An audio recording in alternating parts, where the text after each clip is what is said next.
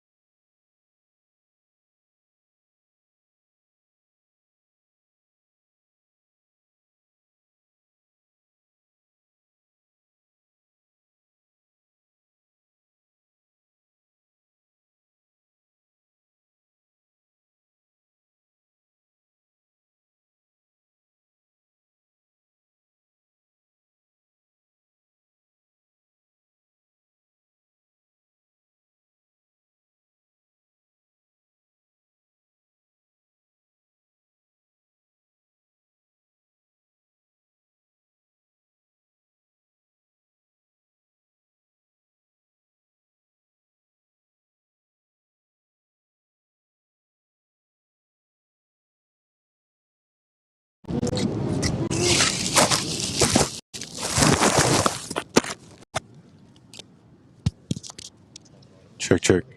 Hey, hey. You guys hear that? Hey, hey, hey. Someone's bringing their volume up. I want to see if I can hear this. Ooh, turn it up then. Where's the thing? On the bottom. No, turn it up for a second. I know, but all of our phones, the volume will go all the way down. Like it goes to one way. Let's go. Hello. I'm on a microphone. Yes, D. My audio won't play because of this. It gives me a headphone thing. If I turn my volume down just to be for shits and giggles, can this audio still be heard? Cool.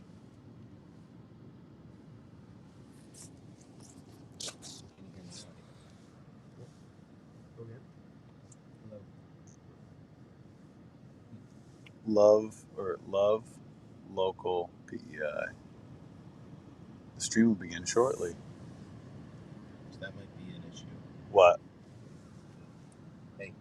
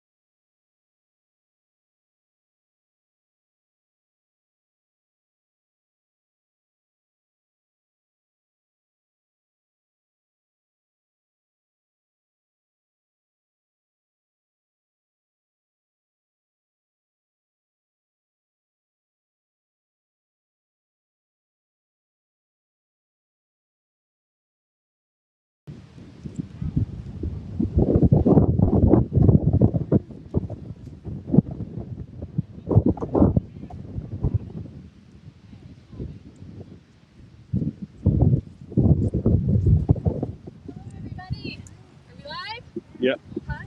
You're. My name is Tara McLean. I'm one of the managers of the Ice Walk, and we're so honored that you joined us live via live stream on the YouTube channel. We have a beautiful walk about to start. It would have been across the ice had we not had some climate change foil that plan, but we will be walking the causeway and following the symbolic ice walk in solidarity with the people of Lennox Island First Nation. So I'm just going to let you look around at this beautiful place, and very soon our elders have arrived to do a beautiful ceremony, and the event will begin. So thank you so much again for joining us, and stay tuned. It's going to be beautiful and powerful.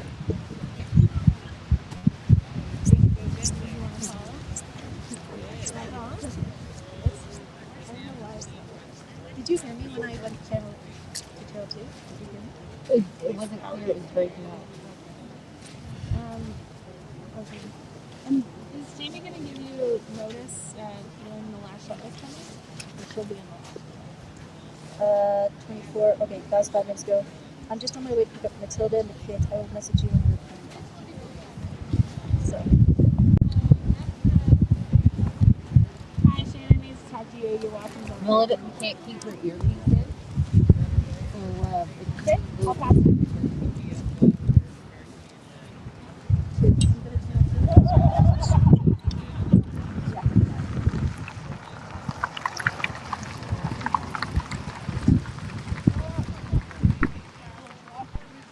Camilla doesn't have her earpiece in. She can't keep it in.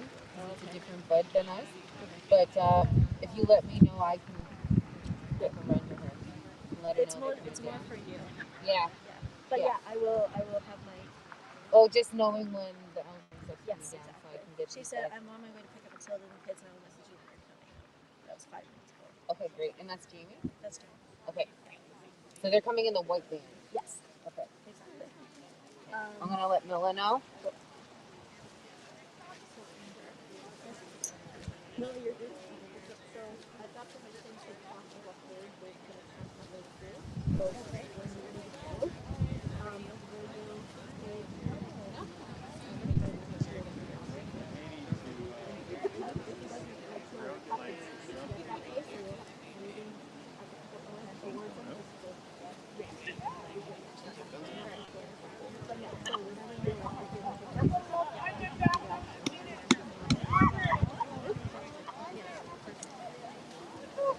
So, I need to get out of the way.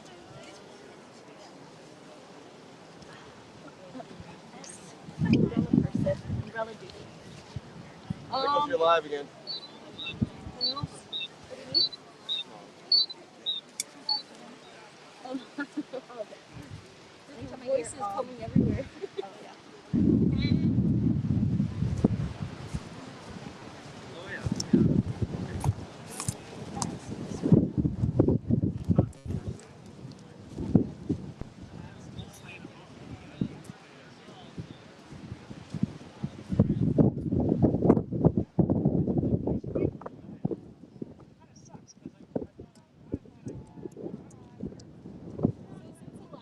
Since the drone's gonna run, I'm gonna go and do that.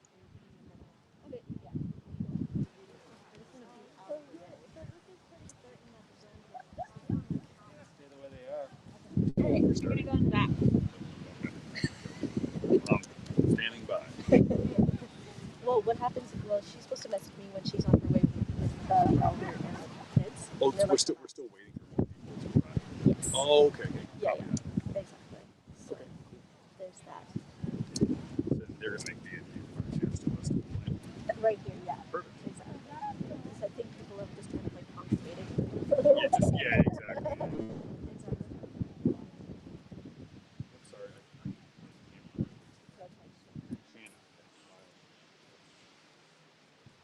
Yeah.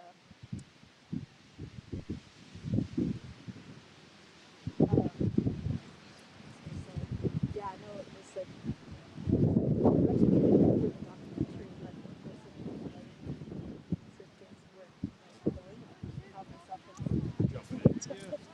That happens usually when there's a bunch of different factions going on all looking for the same exactly. thing. And everybody is like asking information and I don't know. Especially you got a radio on, so that's like.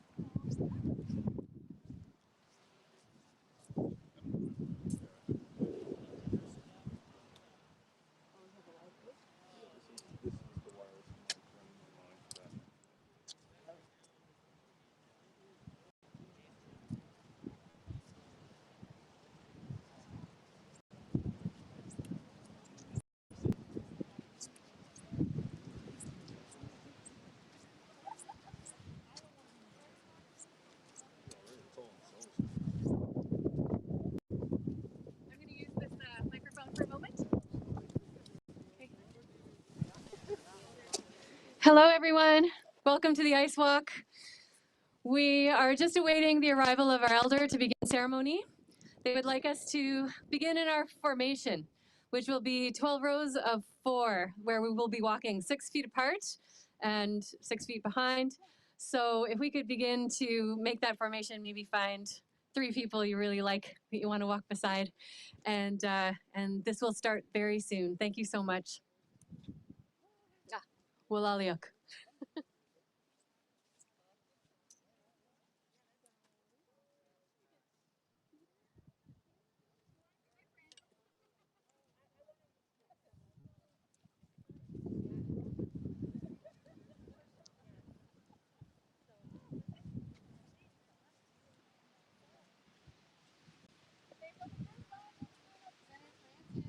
How are you feeling today? We're here. Do you mind giving us a little bit of what you're feeling like right now?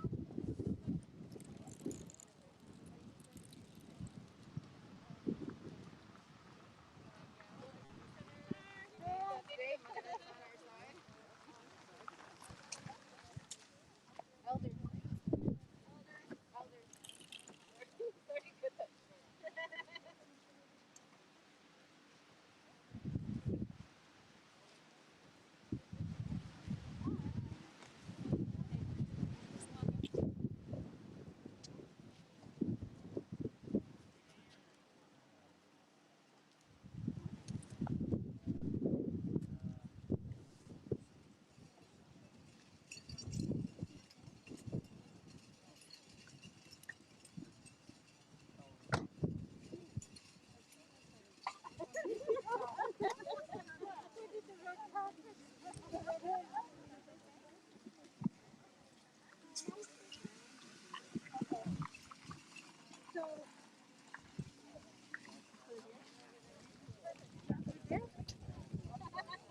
Yeah, put the water here, and you can just sit in the spout facing down low here.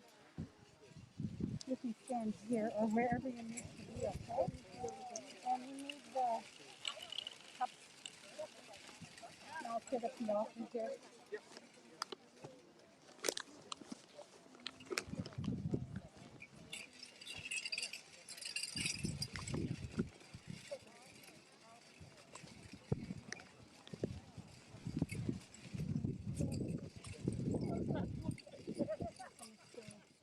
Down, just put the.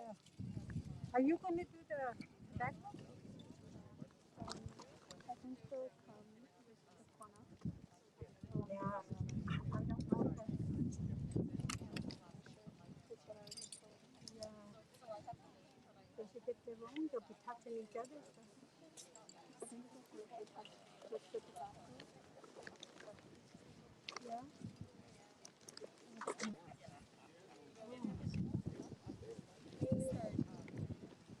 Oh, good. Yeah. When that one's empty, I don't think it's going to be empty though. I need my matches. The rest can go. So who's going to do the backup? Are they just going to reach in for their own self or what? Yeah, I think somebody has to have it. Yeah. No, I don't mind at all.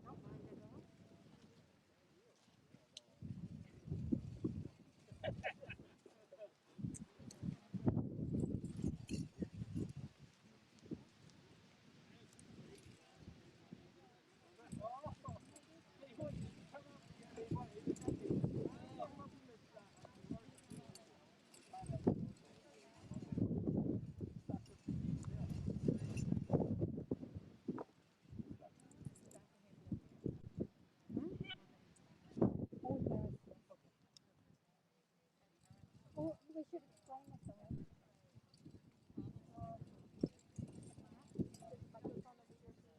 I think I got one on. Oh, okay. Okay, does everybody is this on? Yes. Can you hear me okay? Uh, so everybody knows what we're doing? Oh, I like it. You're all separated. That's good. We have tobacco ties. You're to carry them with you, with your water. You're going to be all given a glass of water. It's just a little Dixie cup and it's going to be half full. That's your responsibility. We're doing a water ceremony for the ice walk. because we respect the water, we respect all things. If it wasn't for the water, we wouldn't have food, we wouldn't have fish in the water, and we pray for all the fish that are.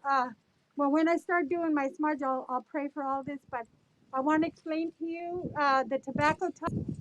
Hold it in your left hand, because that's the hand that's closest to your heart. They're handing them out now. And then when we start to go, we would like you to look like they're the water. I mean, there's so many. We'll have to go to them maybe, or what? We can probably come grab the water and then just go back. Go back to their spot, eh? Yeah. Okay, what you'll be doing is you'll come forward after all the dancers and everybody gets their water. We'll take one at a time. You come, get your water, and stand back in your place. You, this is your responsibility of that water, and it's the care. So you're not drinking it, you can't spill it, you have to walk with it all the way up to the school. When we get there, we're going to offer this water to the thunder spirits who bring us thunder and lightning and Mother Earth for purifying the water. We're going to be offering that water when we get up to the school and where the sacred fire is. And then we're going to drink our water when we get up there. And so there'll probably be about two circles. We're going to then disperse of the cups. They're all paper cups, but Mary Beth will go around collecting all those cups because we're going to do it. We're going to do another ceremony and burn them in a sacred fire, because everything has got to be looked after. Everything that's part of this ceremony has to be looked after. So after we do the water ceremony, then each one of you can get up. You'll be able to come around the sacred fire. You'll stand on the western door of the fire, facing east. This is east. So you stand on that side of well, my son is up there. He'll be probably guiding you where to stand. You offer your tobacco in your left hand again, and you pray for all the things that you can think of. People, maybe your relatives passed away with COVID.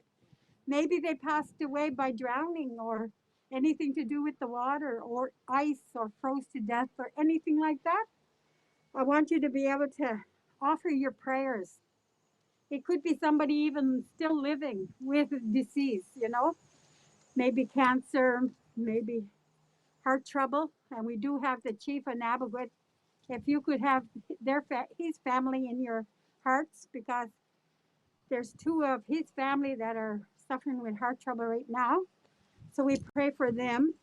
But you can either say it out loud or you can say it in your heart. Offer it, put your tobacco in the fire. Then you go around and you go back to your spot. Okay? We'll direct you when you get up there anyway. I hope nobody, if you have any questions too, just don't feel that you can't say nothing. You can ask. Does anybody have any questions right now? Good. Y'all heard me. Y'all know what to do. Okay.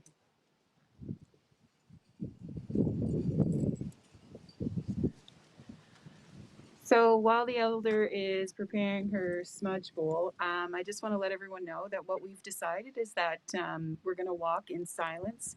So yesterday evening, she smudged the jingles on Kelly's dress, and Andrea is with us as well. And so we're going to walk in silence to remember those who lost their lives as part of the normalization of the ice and what we had to go through here in the community.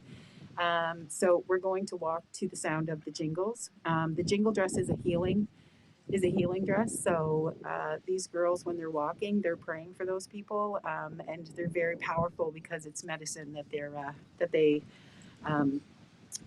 their dress is about. So just keep that in mind. So if we could walk in silence while we're holding our tobacco, holding our water, we would appreciate that.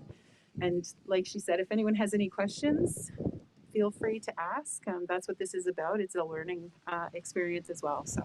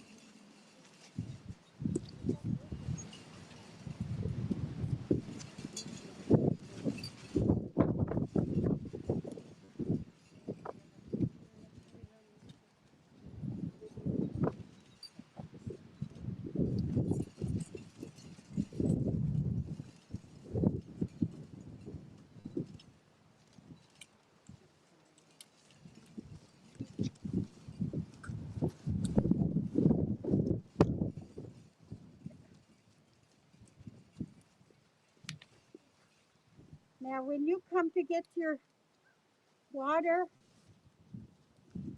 I want you to smudge your hands, smudge your tobacco, and smudge your water. She'll smudge your water and give you the water. So the police officer there, if you don't mind, and then you can all follow him, follow behind him. We'll do the first row, and then we'll do the second row. Okay, just smudge your hands. You didn't get no smudge? Okay. Are you? Okay. I better smudge you then.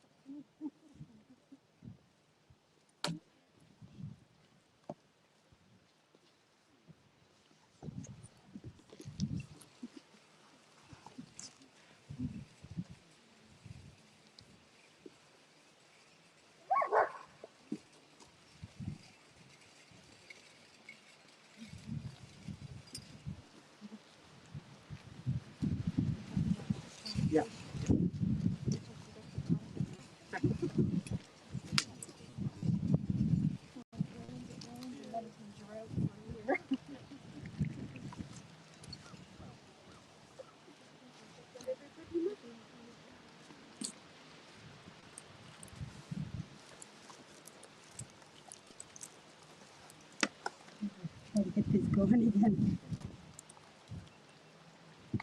Right over.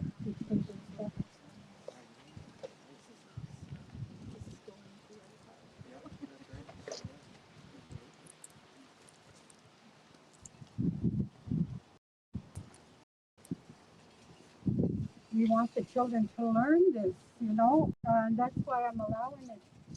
But there's other ceremonies we don't allow cameras or anything.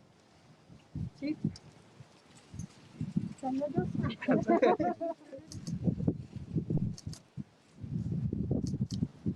And while they're doing that, I'll say the prayer. And I have to. That's very good. I know. Do I turn it or? Okay.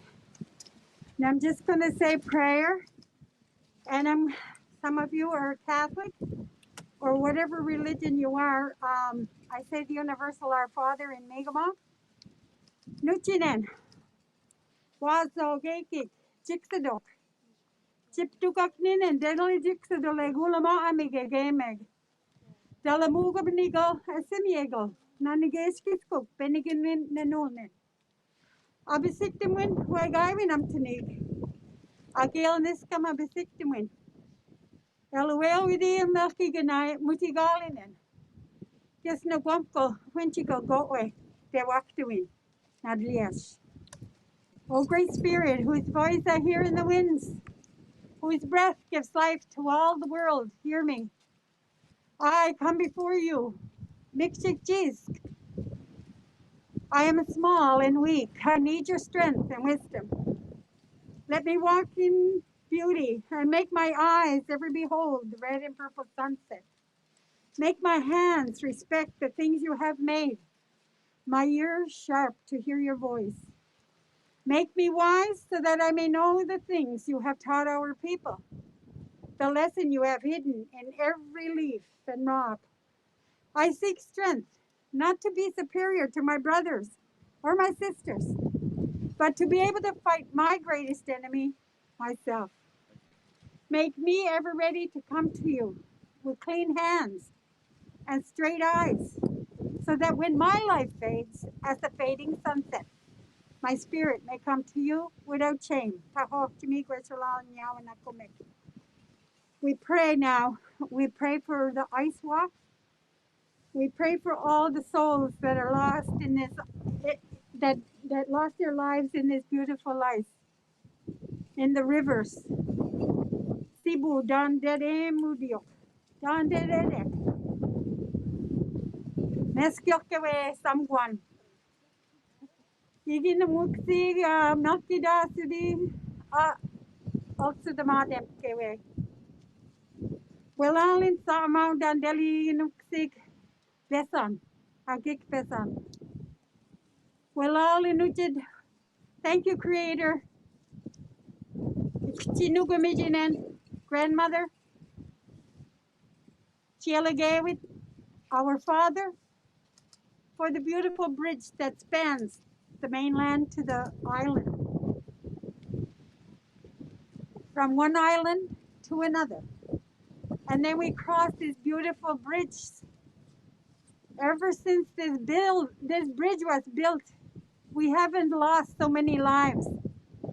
When somebody is sick, we call on 911. We have first responders that go to your house and look after you, right on Lennox Island. We have the police officers there to help as well. And then the ambulance comes over. Now the ambulance can come over and they can pick up the person that's hurt. Before, we used to have to cross the ice, and that wasn't an easy task. I lost my own grandmother because she couldn't get her insulin. It was a big storm, and she ran out of insulin. So we had to say goodbye to her a long time ago. I never got to know my grandmother, but it was because of the ice and the winter and the hazards that we faced during the winter that time. That's why she passed away. But now we have a bridge, and they're able to get to the emergency on time. We pray for all the little children, those that are coming up, so they will learn the teachings of our people, and that they will never forget our ancestors who had to cross the river to get to the mainland, to even go shopping for grocery, to go get their medicines. Now we have a bridge that takes us there. The children don't know those hard times, but we elders, we know these hard times. Many times I hear that the senator, even Brian Francis, had to cross that river on the ice to get to school. And his sister fell in. But she said that was okay. I didn't even get sick. I didn't even get a runny nose from it. So, some of them came out okay. Some of them we lost. We even lost animals on this river. And there's a lot of water in this world. This is called a blue planet, after all, right? So We have to pray for all the people that are connected to the water. And water means so much to us.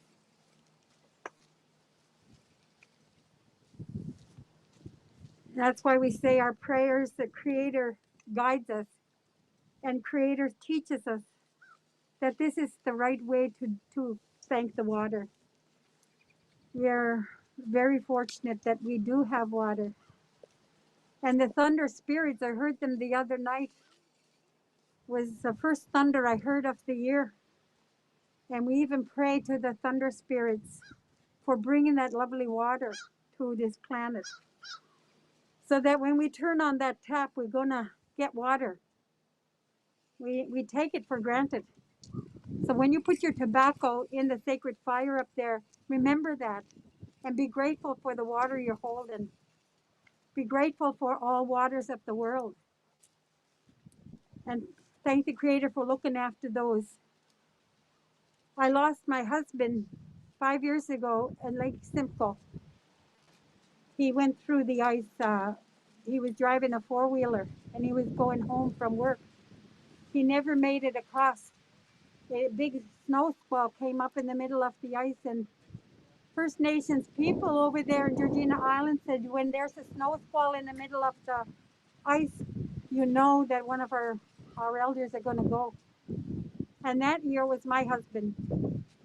And I always pray for anyone that has lost their loved one in the water. And there's many of you probably know loved ones as well that have passed on and have drowned it. Not very long ago, we had two young people drowned in this river, Malpec Bay, and we still remember them. We had some young people, they were fishing up here, and they lost their lives. It can happen in the blink of an eye. So I ask you to think of all that with your tobacco. Make an offering, maybe to family and friends that you know. So now that we're just about finished with the water ceremony, we're gonna, the jingle dress dancer is going to be leading us with her two children. They're going to be doing a path of cedar all the way to the school. That is in recognition of all the medicines and of all the people that have lost lives and that are sick. And for all our people, no matter who you are, where you are, dying of COVID, I want you to think of them because we're going to be praying all the way up to the school. So we're going to be walking in silence. So when you hear the jingle, it's the sound of the water, the rain falling.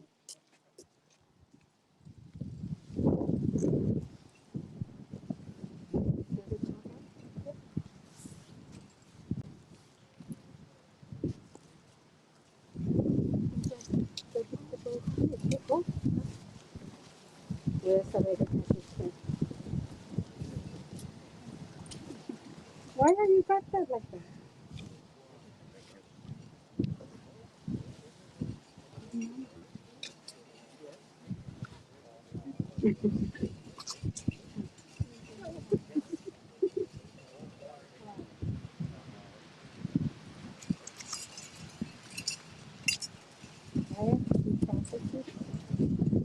Is there very many more?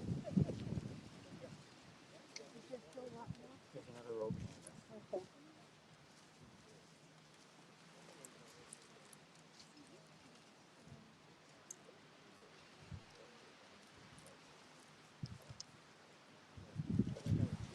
I have to put tobacco on this.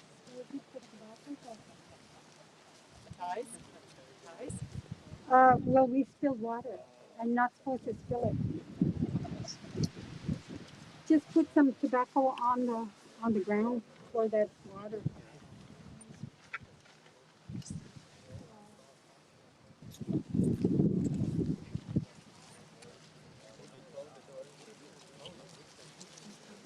Put it under the table because it's right there.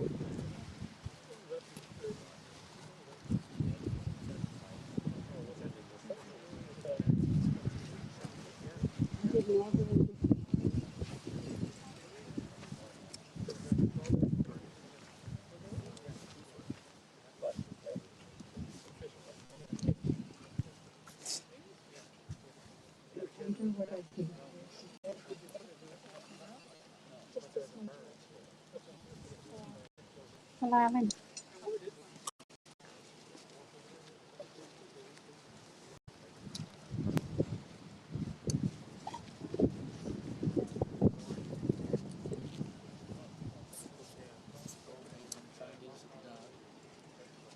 Try and do it one-handed. Okay? Just do it one-handed. Is it a work dog? Is it a rescue dog? No, she's just a small dog. Should I smudge hers up? Nope. No, animals already got their medicine. See, what happened here is I spilled over some water. The ceremony had to be done for that. We don't waste any water. So we put tobacco. Jamie put tobacco under the table because of the spilled water. So when you carry, you're responsible for that water. Don't drink it, carry it. That's that care of the water that we all need to learn. We need to learn and appreciate water and the thunder spirits that bring it. All the spirits that work hard for us, we have to therefore work hard for them. And now that it's global warming, our fields are in need of water. So we must think of that too. Food relies on water. The animals rely on water.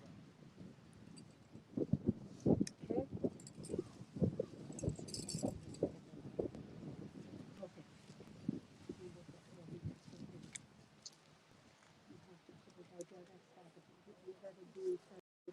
We'll put it in there. So when you get up there, we gotta put it in a separate. Yeah, that's gotta go in your truck.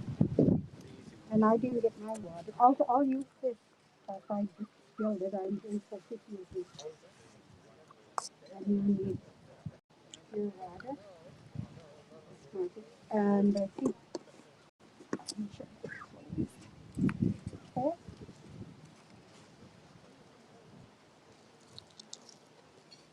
And I'm gonna have to send them, and then fold it all and put it in this. I'll hold the water.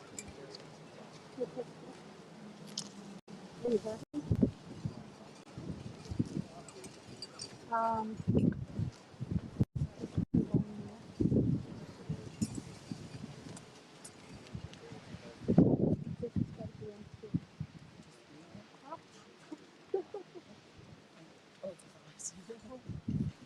here.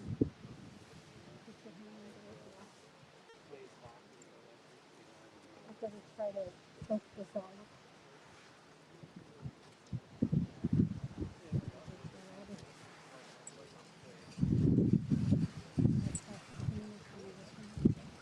Is that okay?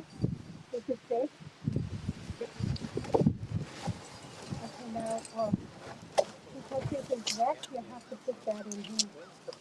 Can you put that? Uh-huh. Yeah. Okay, yeah.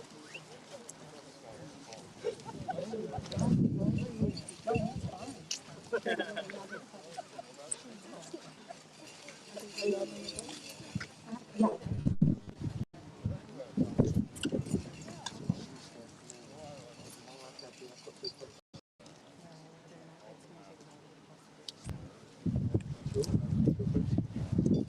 Okay, we're gonna have to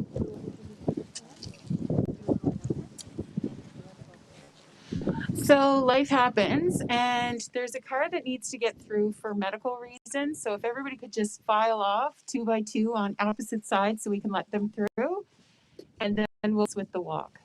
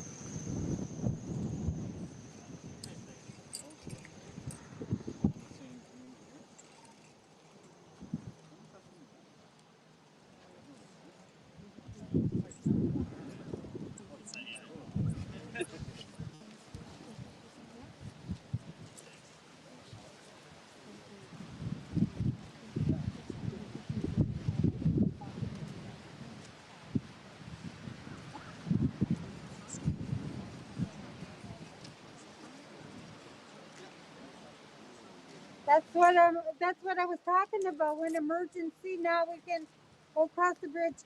But before it wasn't like that. It was like, oh, there's that drone. Is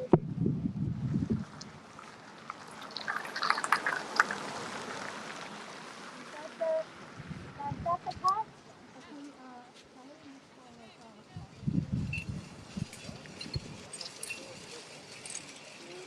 so we fall in after behind.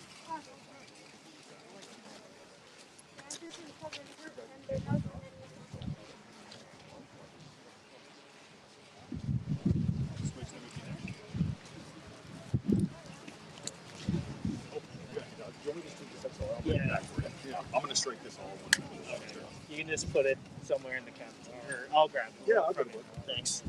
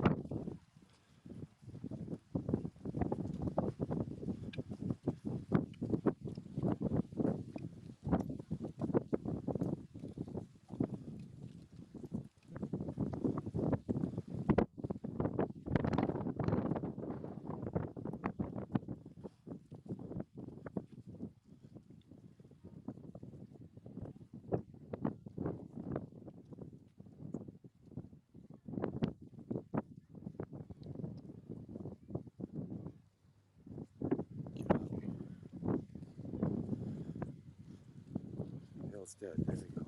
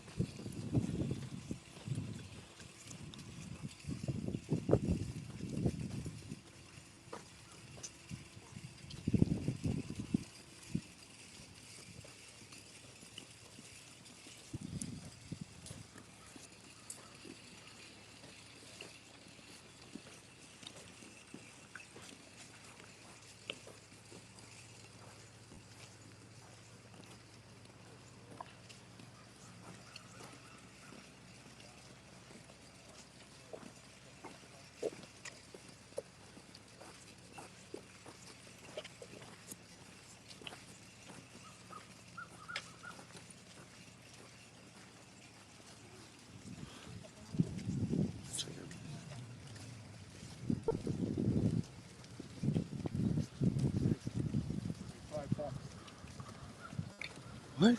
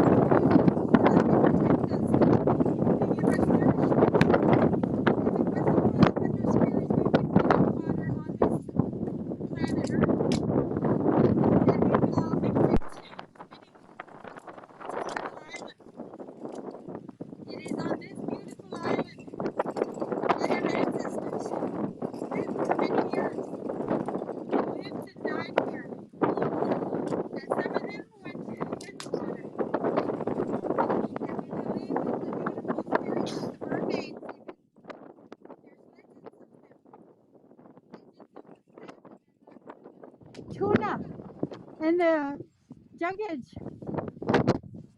fish that are in the water, they are our family too because we are part of them. They are part of us. What we eat becomes a part of us. So we are grateful for the spirits, the thunder spirits that are in the air now. We ask everyone to raise their glass of water that they walked and they cared for all the way from the bridge. And then you can take your mask down and drink it all together. Okay. Now we thank all the spirits and we drink our water. Oh my God, it's so much appreciated, eh? After that walk, you appreciate every little drop. You did a wonderful job. Now Mary Beth is going to go around collect the cups. Did you drink all your water? Okay, great.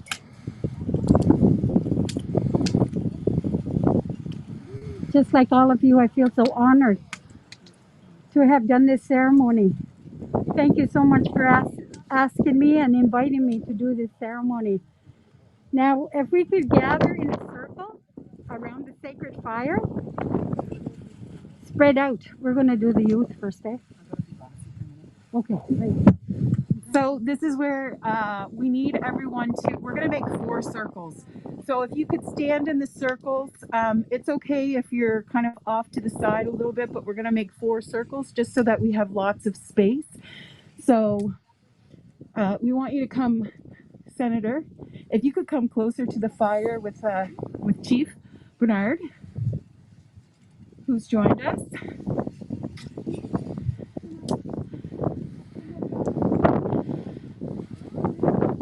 You want to get it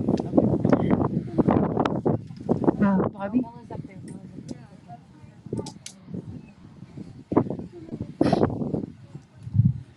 So what we're going to do is we've tried really hard to include our grade 5 and grade 6 students in and other members of the school in this ceremony. And because of COVID restrictions, what we've done is we've offered them tobacco. You heard them drumming as we walked by. And what they're going to do is they're going to offer their tobacco to the sacred fire. So if we could just open up a little space so that the kids can offer tobacco.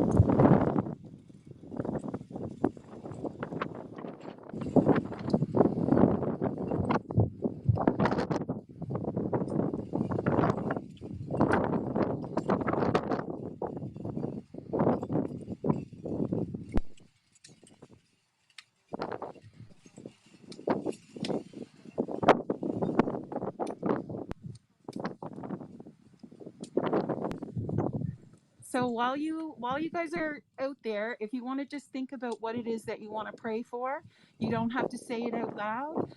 So we want you to just prayer and be thankful, and then you can offer your tobacco to the fire. Okay, so we'll get you guys to start thinking before you make your offerings.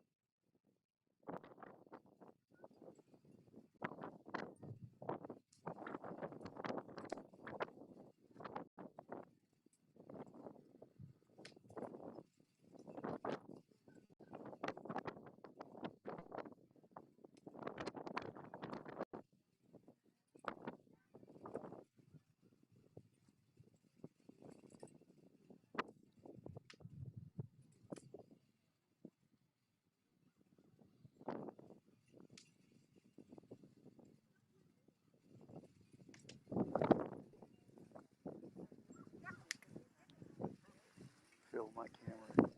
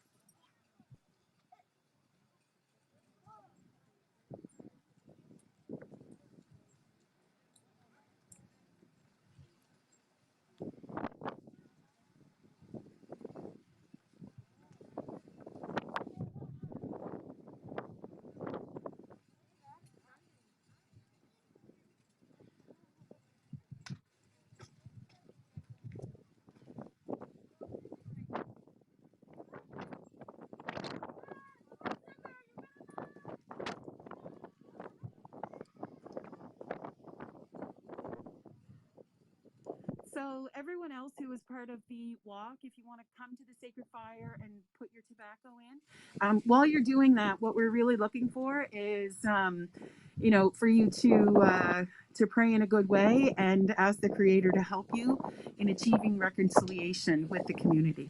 And once you've done that, please go in because it's freezing.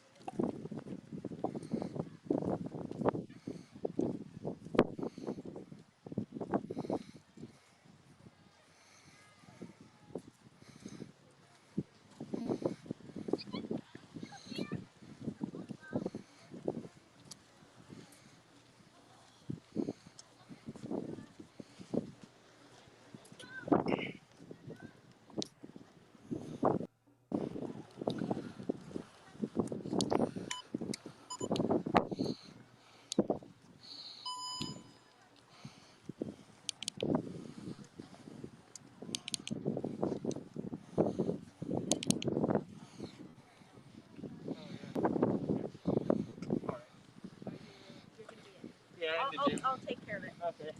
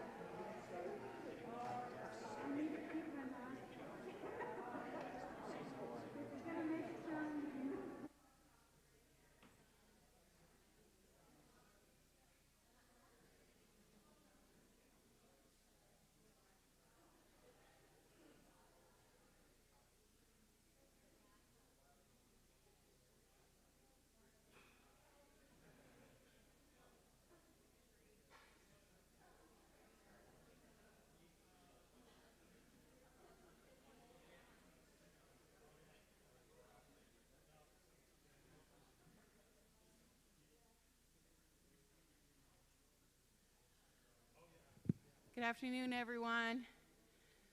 So first I want to say thank you very much for being here.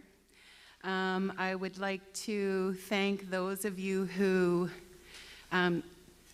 stayed back in the gym and watched from the live feed. Unfortunately, due to COVID, we couldn't have everyone participate all at once. Hence the separation of the room, but everyone is equally important to us, so please don't take that as a sign of disrespect in any means. It's just what we had to do to pull this event off, and there have been some challenges due to health regulations and all of those things, but we finally made it. I was driving here this morning and I thought, do I cry because I'm happy that it's almost happening, or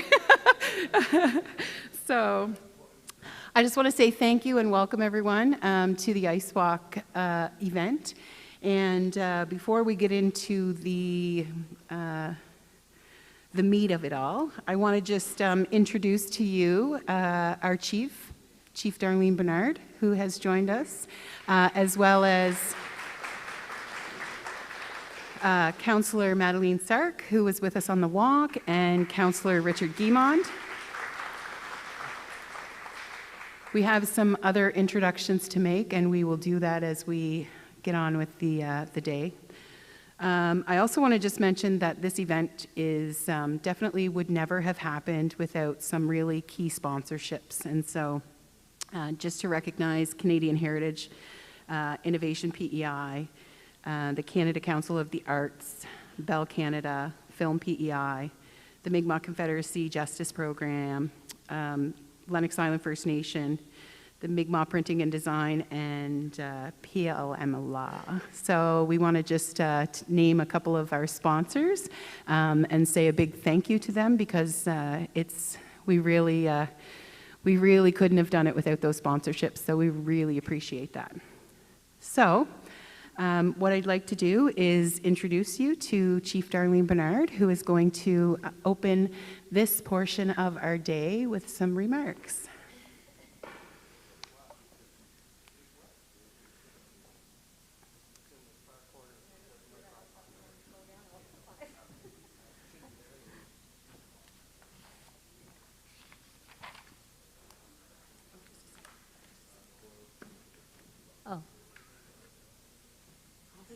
Stuff I keep forgetting. Okay. All right. Let's get it down out of my face a little bit. Okay. Go. All right. Gwe, Neen Delucy, Sagamau, Darlene Bernard. Hello, I am Chief Darlene Bernard. Dear elders, Minister Fox, Honorable Peter Bevan Baker, Robert Morrissey, Senator Francis, our special guest, Tara McLean, distinguished guests, invited participants, ladies and gentlemen. On behalf of the Lennox Island Band Council, Councillors Richard Guimond, Wendell LeBeaube, and Madeleine Sark, and the community of Lennox Island, it is my great honor and privilege to welcome you here today. Jalasi. We want to thank you all who are here in person and those who are joining us online. We want to thank you for being here with us today, so Walaliok. Walaliok to our drummers and dancers for a powerful performance of our honor song and the beautiful memorial and healing dances. Walalin to our elder, Matilda Knockwood Snake, for your prayers and your teachings. I am so deeply appreciative and grateful for your love of community and your willingness to always share your great knowledge. I especially enjoy your water teachings. So Walalin, thank you. This is a special day. I am pleased to be here to participate in this celebration of our shared commitment to renewal and to strengthen our efforts and our resolve to achieve reconciliation that will effect truly positive change. This day is the result of months of collaboration between Lennox Island and many federal and provincial government departments, businesses, organizations, and absolutely amazing fellow islanders. We, like other Indigenous peoples, are very proud of our heritage and culture, but we continue to face many challenges. However, important progress has been made in recent decades to help right some past wrongs, advancements in reconciliation processes, and the shaping of a new, respectful relationship with our partners.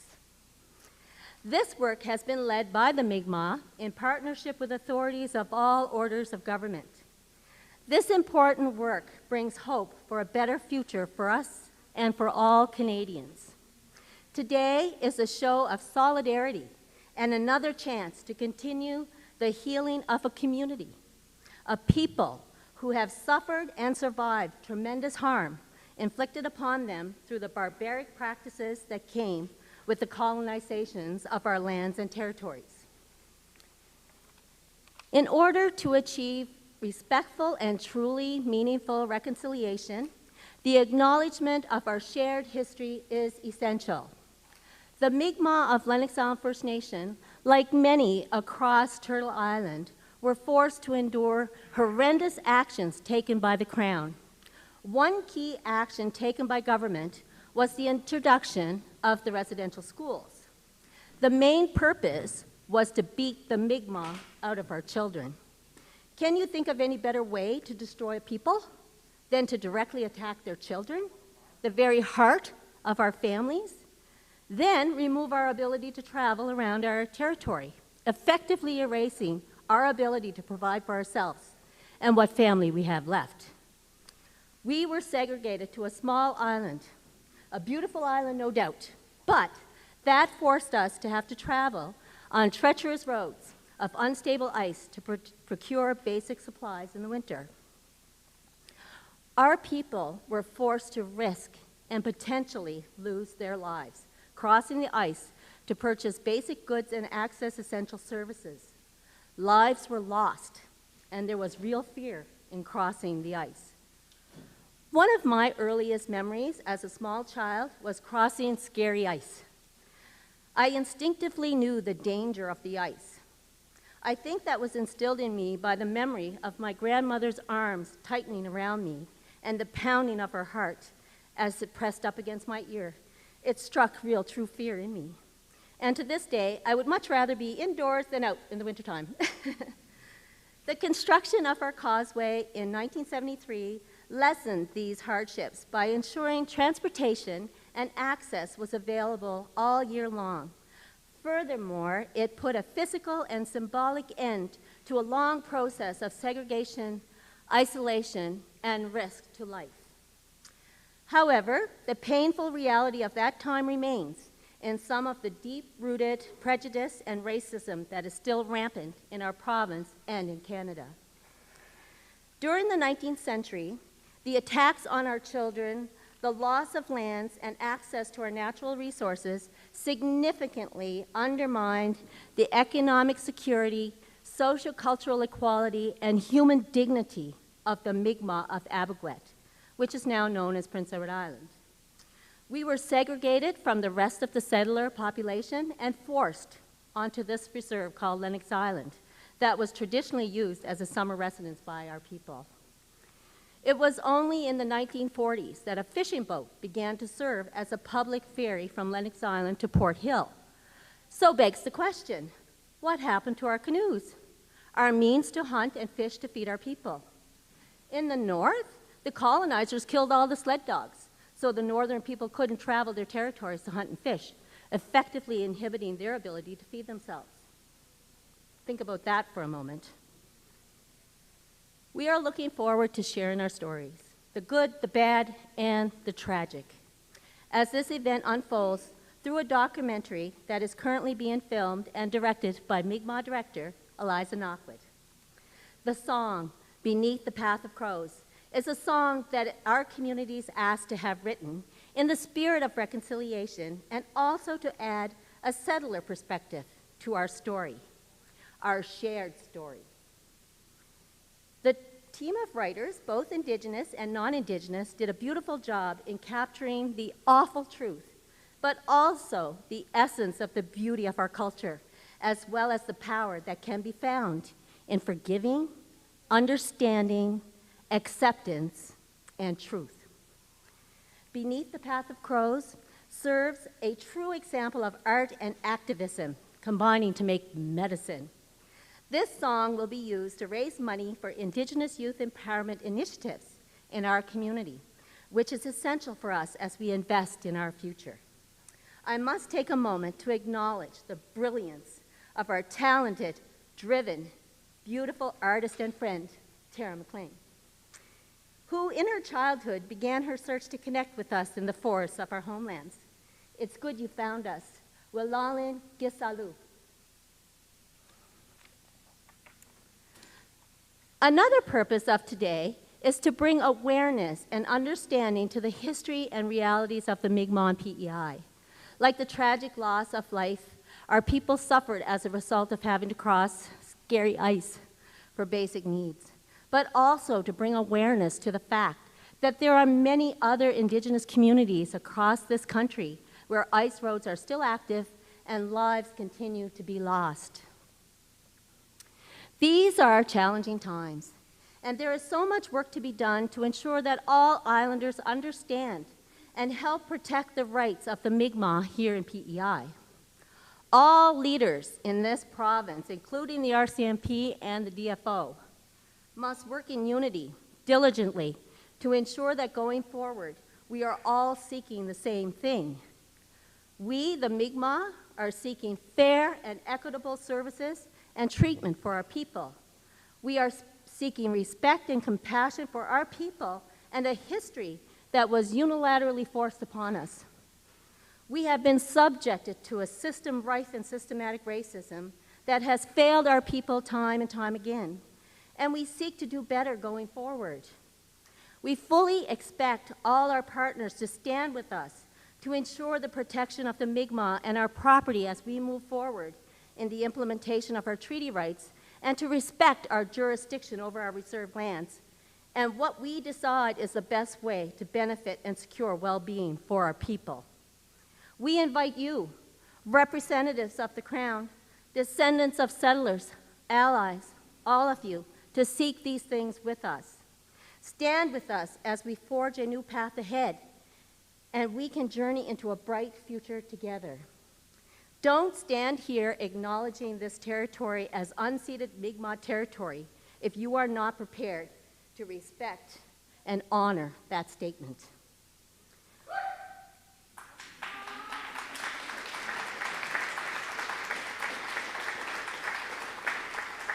We have faith in the Creator, and I have faith in you. Our hope is that what is happening today will guide all involved, survivors, community members, allies, and islanders alike, in the right direction. The long path to reconciliation is one we must walk together. We need to be united in our desire to understand, protect, and nurture the First Peoples of this land, and then we will see positive results, great results, results that matter and make a difference. We are proud to partner with the many departments, organizations, groups, and individuals who have helped to bring this initiative to life. A special shout out to Jamie and her staff for their work on behalf of the community.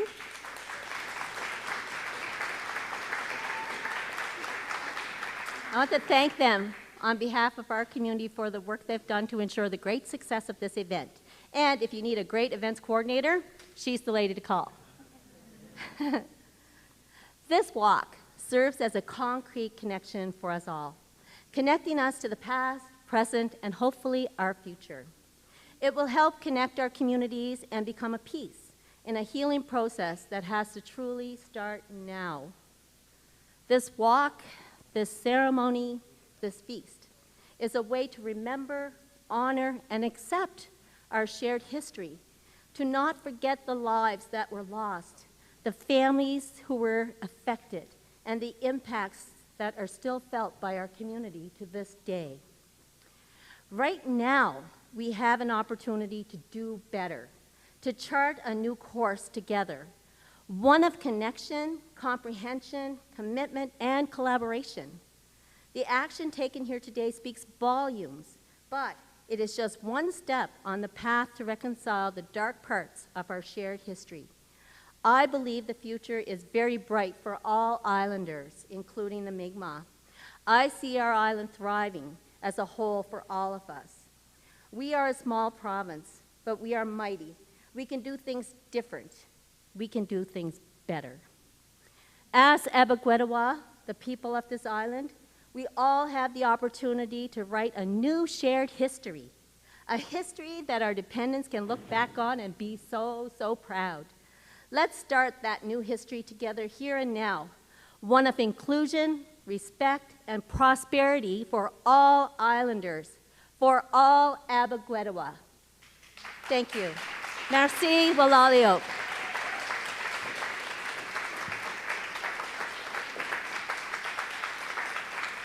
Put this thing on there. Did you put that up? Thanks.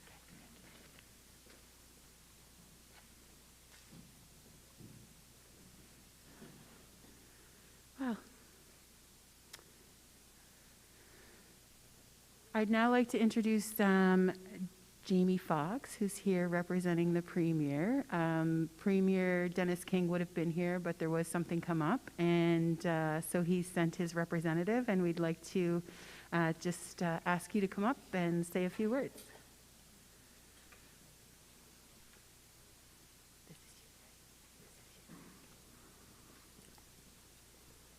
Well, thank you, Chief Bernard, and everybody that was able to attend today. Quay.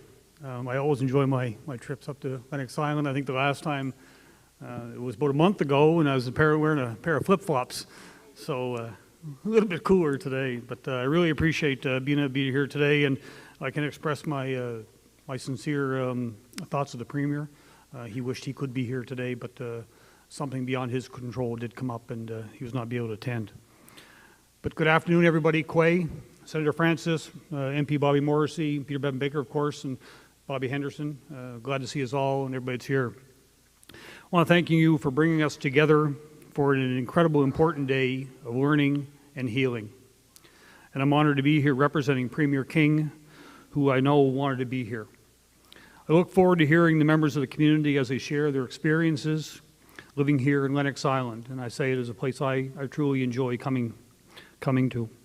Over the years, we've heard stories about communities linked by precarious infrastructure, and we often associate those to places in the north or countries like Northwest Territories or in places like Churchill, Manitoba.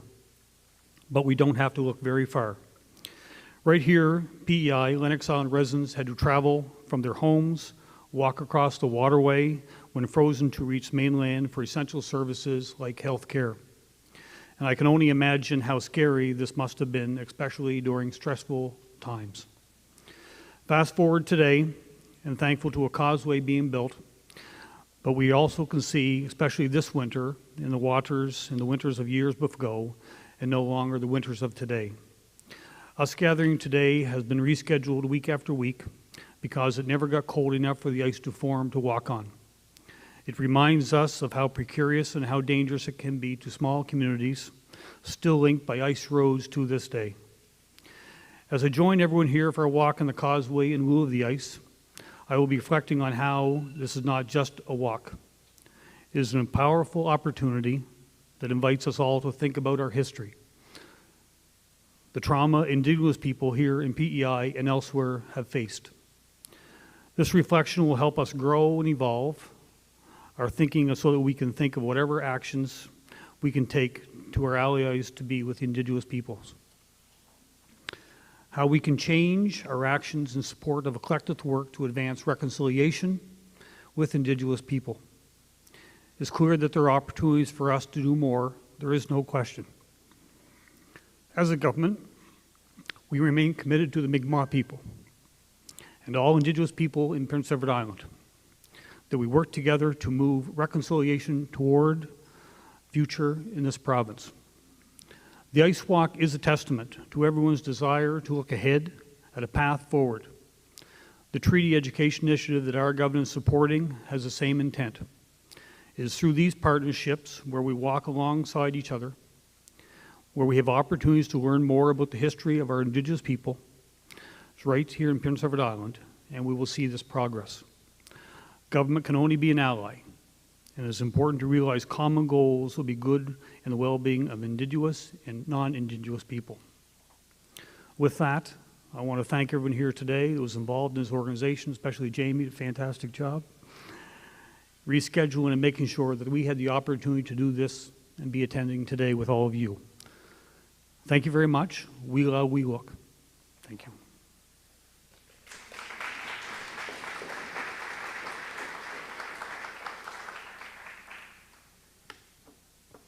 I just have to tell everybody that he was wearing flip-flops, but he was also wearing his pajamas because it was pajama day, and he was adamant that he would participate, so thank you for that. I would now like to introduce Bobby Morrissey, our federal representative, member of parliament, to bring a few words on behalf of the federal government.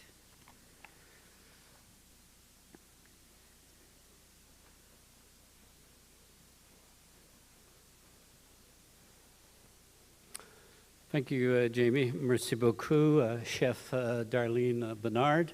Distingué invité, cher invité.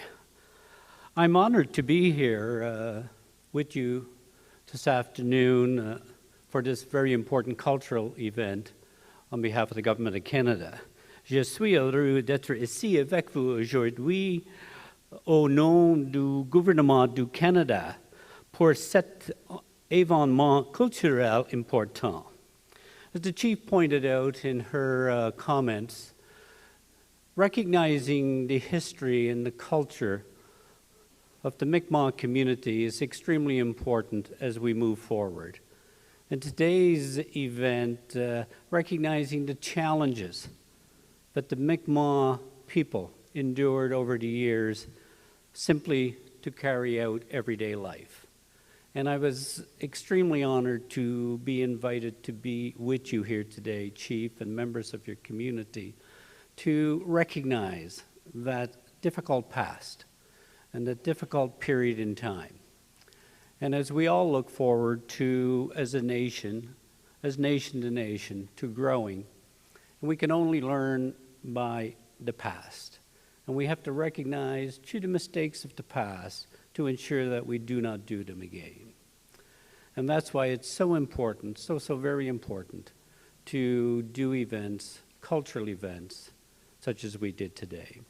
The community of Lennox Island has advanced tremendously over the years. I was chatting to Senator Francis as we were coming in, and the progress that the First Nation community of Lennox Island has made is certainly be an envy of most communities across the country. And I know you have a lot of plans in the future. We chat from time to time on them, and they're ambitious. And if you don't set ambitious goals, and you don't set ambitious targets, then we underachieve. And Chief, dare say, I don't feel you underachieve. And your council. I very, very much enjoy working the relationship. Times we may differ a bit, but that's part of healthy debate and healthy discussion. And I know that your council and under your leadership, your first priority is the members of your First Nation community. And on that, we all agree that when we put that as the objective in ensuring a better quality of life for everybody, then we can certainly agree on that. So again, I very much was honored to be part of this important cultural event, looking back at a time that was much more difficult and much more challenging, and certainly view it as a symbol of the hope we have going forward. Because over those past years, as I indicated, this First Nation community has achieved a lot, and we are all grateful for that. So looking forward to continued collaboration with you, continued discussion on those files that are very, very important to this First Nation community and to your council, Chief. Merci pour votre invitation et votre participation. Merci beaucoup à tous.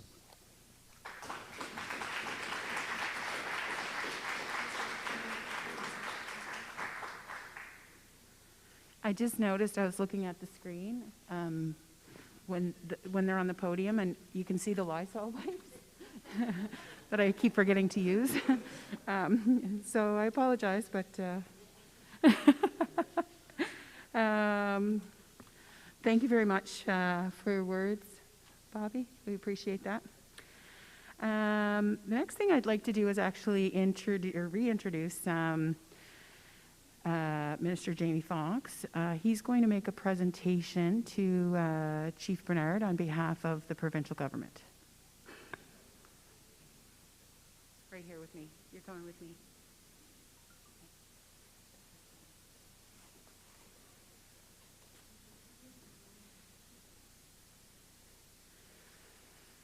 So, one of the things that we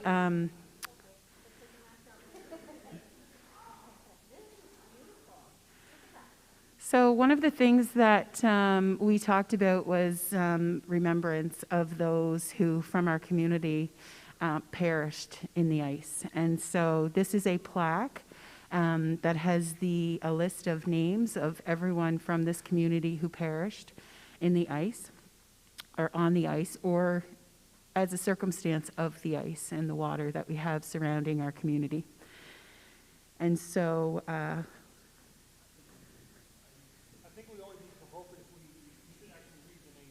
if you want to come over, he hasn't even seen my agenda and knows what to do.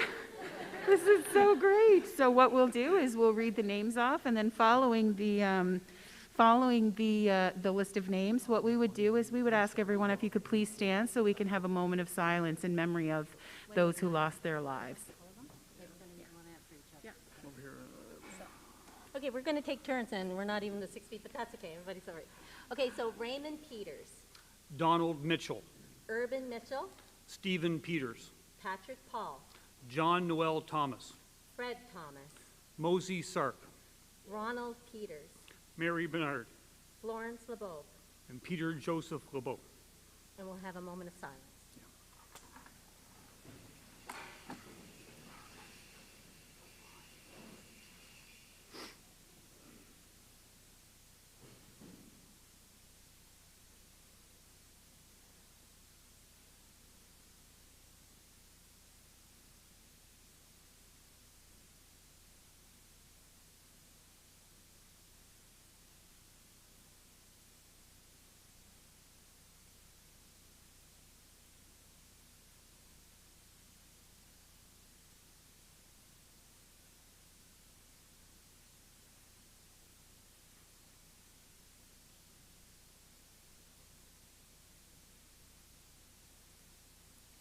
And the plaque, it says, "In loving memory of those who walked the ice and perished along the way." So, thank you.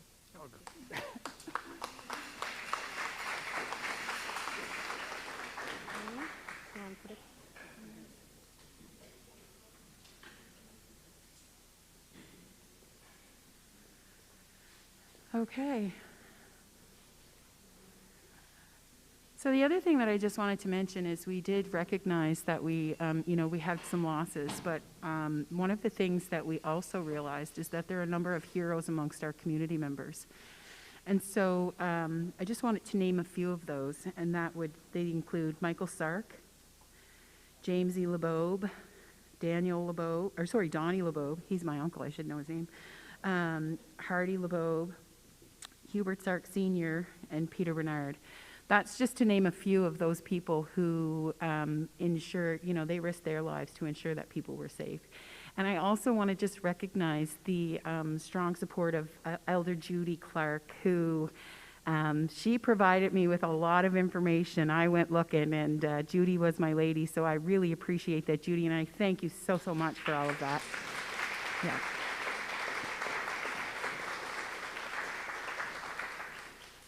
So we do have a couple of videos. Unfortunately, due to COVID, we all know that we cannot leave, nor can people come here. So we reached out to a few friends, and I would like to introduce you to Minister Carolyn Bennett, who wants to bring greetings on behalf of the federal government and her department. Kwe, Goy, Gwe. Hello, bonjour. Ani Carolyn Bennett, Nadijikas Toronto, Nado Najiba Minwa. I am joining you today from my home in Toronto on the traditional territory of the Mississaugas of the Credit, where we honor all those who paddled these waters and whose moccasins walked these lands. I wish that I was able to join you for this historic ice walk, a profound symbol of reconciliation and an important cultural and educational project for all Canadians to learn from. The Ice Walk reminds us of all the dangers and terrible hardships endured by generations of your Mi'kmaq ancestors who were displaced to Lennox Island following British colonization in the 19th century. That meant being removed from the traditional lands where they had lived 10,000 years, lands where they had hunted, fished, gathered medicinal plants, and camped for ceremonial celebrations. Like the name implies, it also meant that the Mi'kmaq had to walk along an ice path during the long, cold winter months to purchase supplies from the nearest store or receive medical care. Many fought their way through terrible winter storms, pulling a sled, carrying someone in need of care to seek help on the mainland. We know that many had lost their lives on this route because of the dangerous conditions. Today, the Ice Walk is a tribute to the courage, determination, and tenacity of your brave Mi'kmaq ancestors. It's also a celebration of the enduring strength and resilience of the people of Lennox Island First Nation.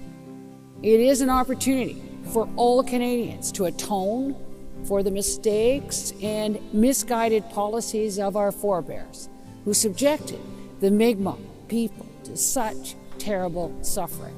This annual ceremony is an example of what we can accomplish together when we recognize Indigenous rights and work closely together in a spirit of respect, cooperation, and partnership, the essence of reconciliation. Congratulations to the organizers who have worked so hard to make this important event possible, and to everyone involved in this historic moment. Walalan, Waliwan, thank you, merci.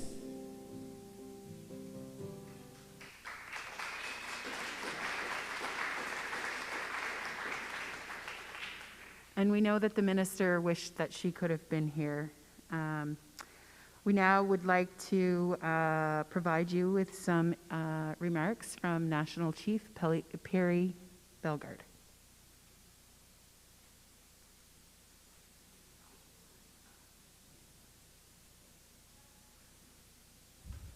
Kakiano Temtik, Nawako Magnak, Kinanaskum Tinawa.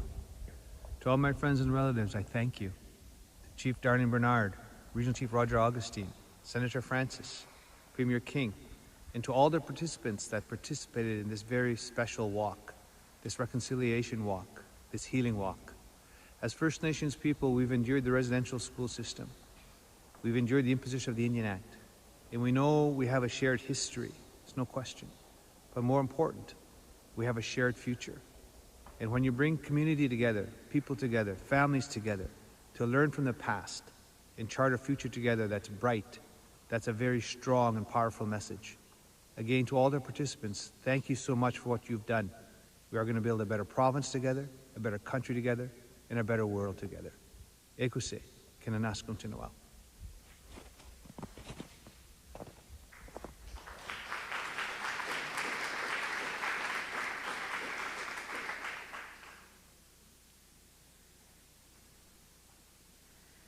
We now have words coming to us from Regional Chief Roger Augustine.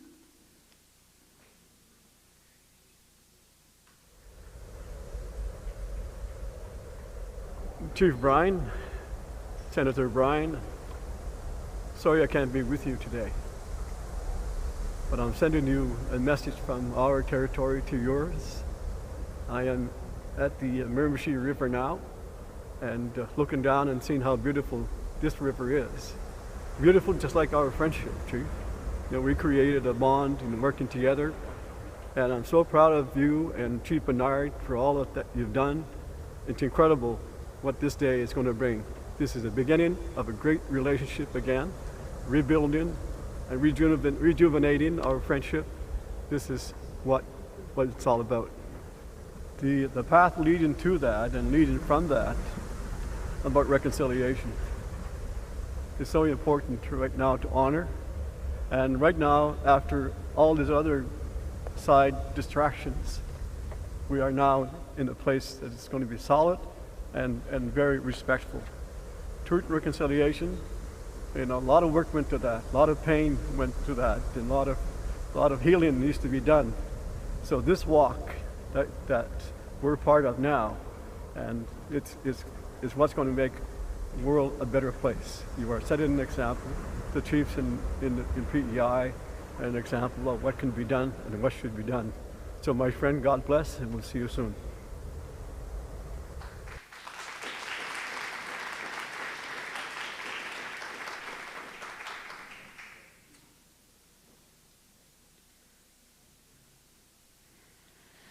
So I'm now going to ask Wade McKinnon from the Department of Justice and Safety, I believe. I may have gotten that wrong, but my notes are pretty clear, to come forward. He's going to make a presentation to Chief Bernard.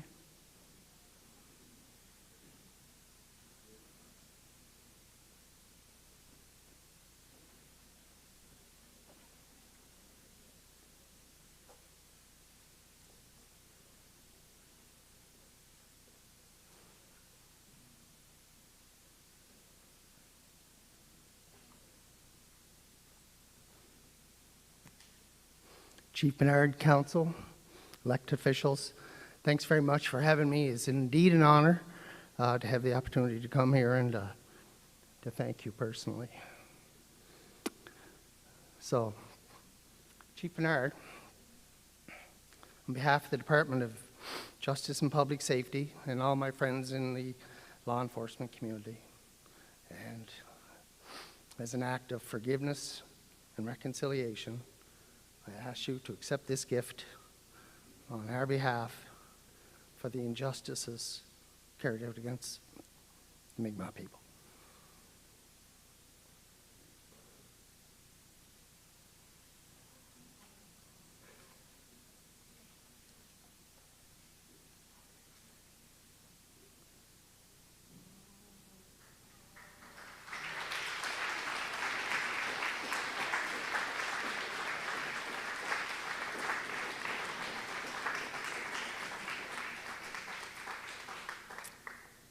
This grandmother was found injured in Drumore, PEI.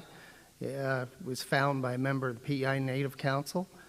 And I got a call. So after a foot chase, I took her to the Atlantic Veterinary College. Unfortunately, her injuries were such, and her wing was snapped right at the shoulder, so it couldn't be repaired. I've had, over my career, numerous times to deal with injured eagles. I had never seen anything like this old girl. She is the largest eagle I have ever been close to. So Chief Bernard, may she watch over you and all the members of Lennox Island.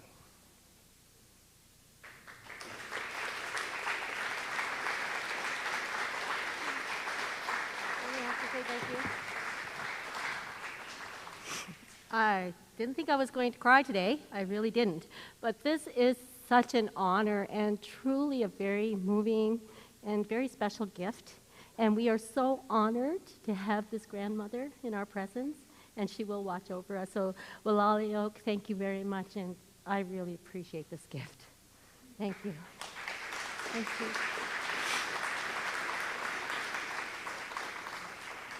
She's beautiful. Huh? You probably should put her up top of the table, maybe right there for now. Yep. So I don't want to drop it. Thank you.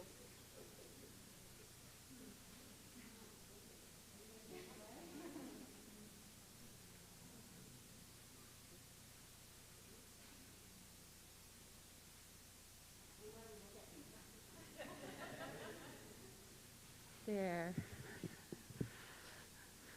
So we do have one more video message, and that is from Chief PJ Prosper, who is Regional Chief. So we'll get that to play.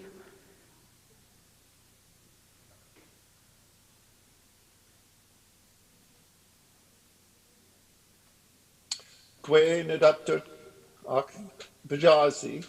My name is Regional Chief Prosper, and I'm honored to share some comments to recognize this incredible event, the Ice Walk, which is something that has been planned by a number of individuals. I had the honor and privilege to work on PEI and become familiar with the incredible spirit of the community of Lennox Island. And I've heard myself the stories of people crossing the ice, before the causeway was there. And I will never forget, those stories that were conveyed to me. The stories of, survival, stories of being in exile to an island that was once, occupied by Mi'kmaq throughout many areas of PEI.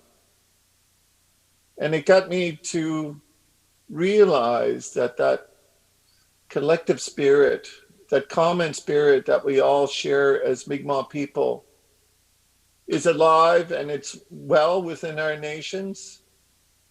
And then the process of healing through this framework of reconciliation is always something that has been available to us as Mi'kmaq people.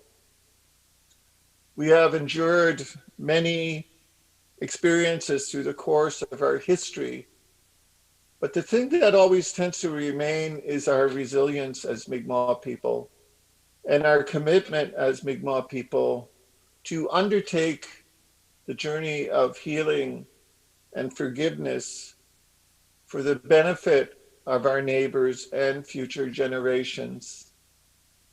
So with this incredible event, this ceremony that recognizes the need and quest for reconciliation, I would like to recognize you, the members of Lennox Island, your leadership, your elders, and those of you who have taken the steps to allow the process of reconciliation to take hold within your respective communities.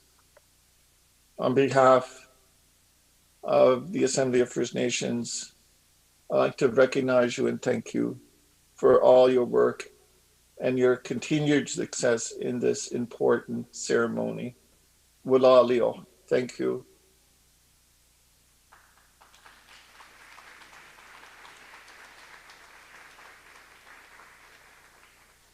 So earlier, Chief mentioned our dear friend Tara, who wrote a song, a very special song, and she's going to perform that live for us now. So Tara McLean will be joined by Tim Chason, Dennis Ellsworth, and Gilbert Sark, and Jeff Bernard. Hello, Kwe. Where's my band? Hi, Gilbert. Gilbert is one of the writers of this song as well. Very honored to have him with me. Tim Chason played on the song, and Dennis Ellsworth, also one of the writers. Today I am holding an eagle feather that was gifted to me by Senator Francis, and I am just so grateful for this friendship that we have, and so thankful for your story that you told us that kicked off this amazing day. And I'm also going to try to speak a little Mi'kmaq at some point, so please forgive me. I hear I have a Cape Breton accent. This song is called Beneath the Path of Crows.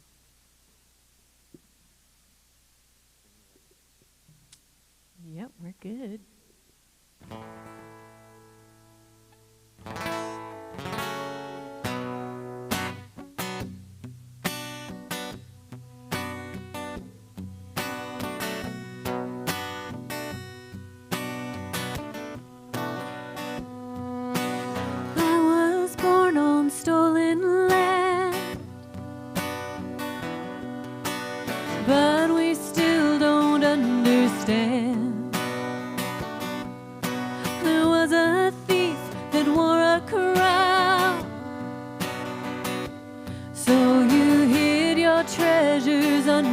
ground, and your songs still echo in these stones, and my bones will lay beside your bones. Shining water, standing pine, stories told around your fire. Muddy river, mountain high, dance the moon into the sky, into the sky.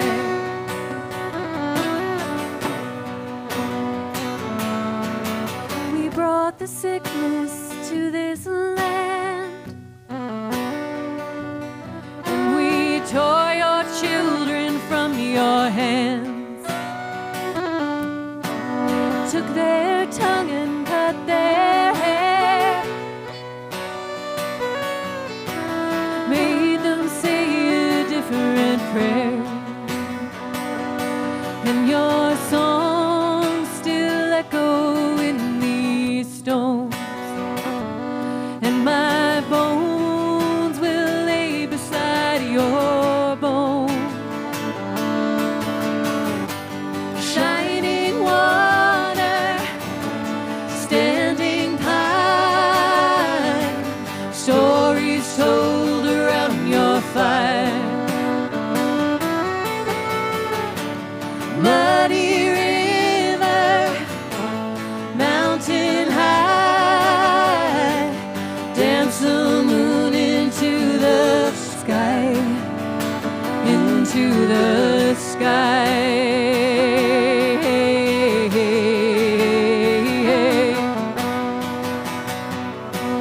These are the words of Senator Brian Francis. He said, "We can find a way to move forward together. If you acknowledge what you've done, we can build a new relationship of trust. One cannot move without the other. We need each other to forgive." Nous pouvons trouver un chemin pour avancer ensemble en harmonie. Si vous reconnaissez ce que vous avez fait, nous pouvons établir une nouvelle relation de confiance. Un ne peut pas avancer sans l'autre. Nous avons besoin de l'un et l'autre pour pardonner. Giziwe jidesnuk, dondeli mawi igani de desnuk. Elmir, escudamo, don gizi dele aduldir, na gizi eldu desnuk, dondeli adu didesnuk, manotejit, gizi and gudi majasik, amuch, elidas ualtultik, ujit abit siktahan. And we walk beneath the path of crows, and my bones will lay beside your bones. Shining water, standing pine, stories told around your fire. Muddy river,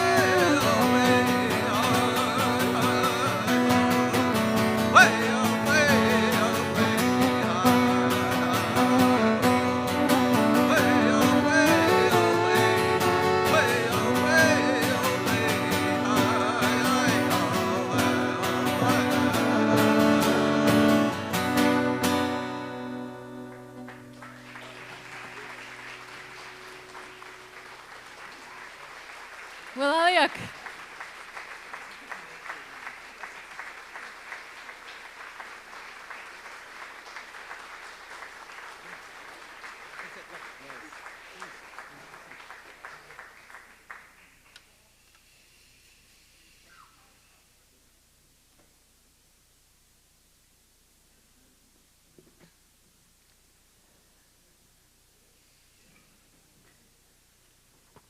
So I feel as though since I started working in Lennox Island, I grew a bit stronger because I used to be a bit of a crybaby. And I sat there fighting back tears because that is just very powerful. But I want to just ask any of our elders who we have in the room if you could just stand for a moment. Our elders, please. Yeah, all of our elders. And I just want you to know that this is in honor of you and everything that you've done to lead the path for us. So I thank you for that. And I thank you for being here.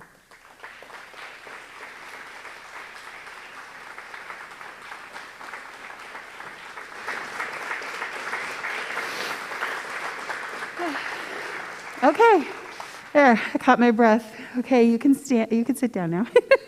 I just needed to do something. So I just want to ask Peter Bevan Baker if you could bring us a couple of words. Yeah, come on up here. I would let you all speak if they let me.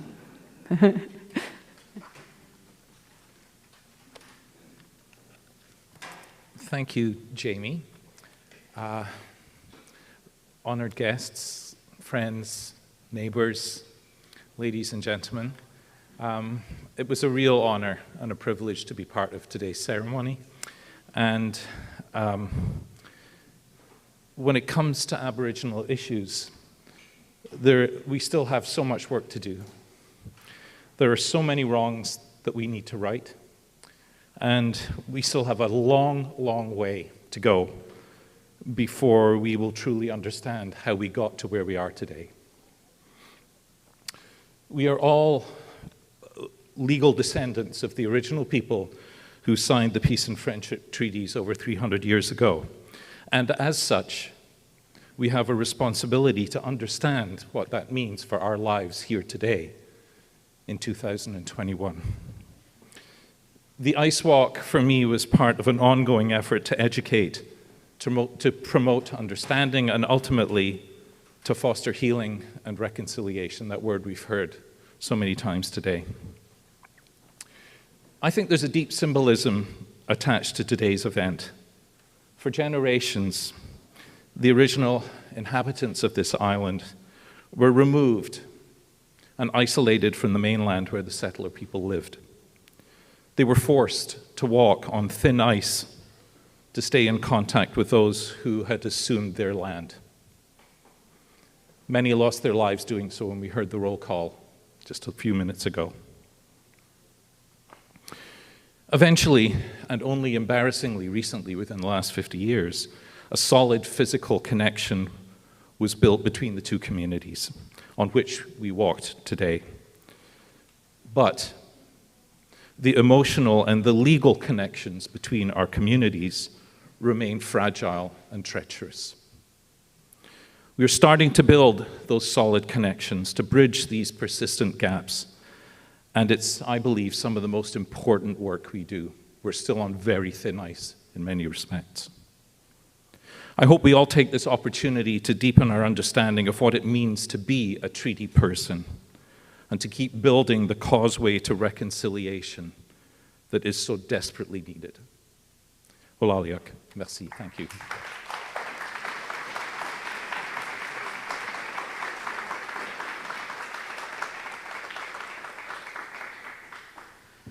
So I'm changing up my agenda a little bit because none of you know what it looks like. I just, before we introduce our last speaker, I just want to thank all of the volunteers and everyone who's been involved in making sure that this event could happen. I'm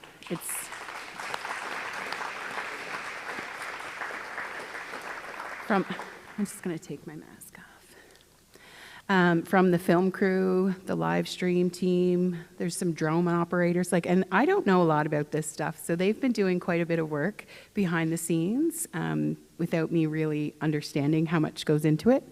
The UPEI Climate Change Lab, the John J. Sark Memorial School, of course, especially the grade 5 and 6 class, who've just loved being involved in this project, who are led by Christy Rossiter. The Department of Highway and Safety, everyone else who's played a role in this event and made it happen. We just thank you so, so much.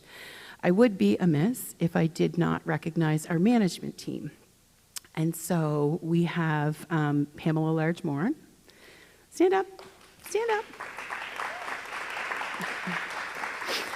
Laurie St. Ange, who unfortunately woke up with a bit of a cold, so she decided that she would practice responsible health measures and stay home, so she wishes she could be here. And Chief had recognized our team a little bit earlier, and I'm just the speaker, but behind me is a mighty force named Sarah. So this is my Sarah. You all need to find one. I'll tell you that right now. Everyone needs a Sarah. And Sarah Myers, and of course, Tara McLean.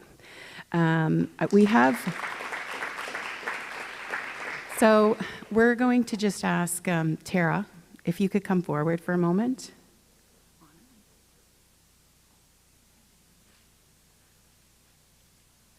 I'm also going to ask Chief Bernard if she could come forward. That one to Tara, please.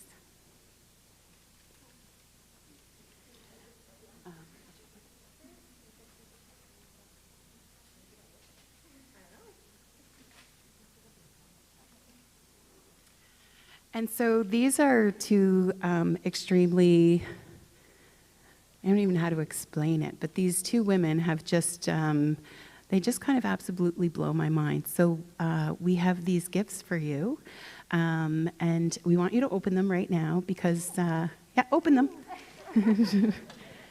I like giving things away. So when you guys all leave, make sure you take a water bottle, and if you didn't get a mask, we've got one of those too.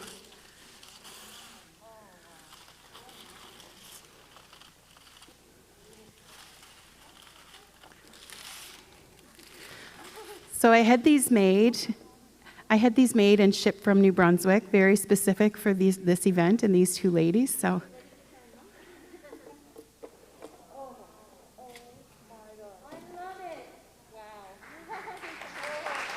Yeah.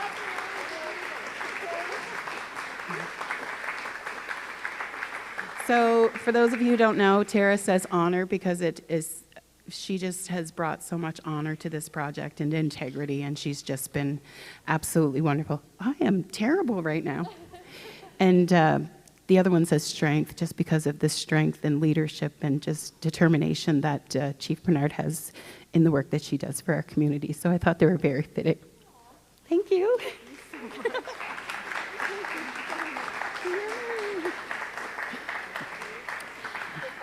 And look at the mess they made. They'd be like, Christmas, the kids at Christmas. So I actually want to introduce our final speaker. Can you get me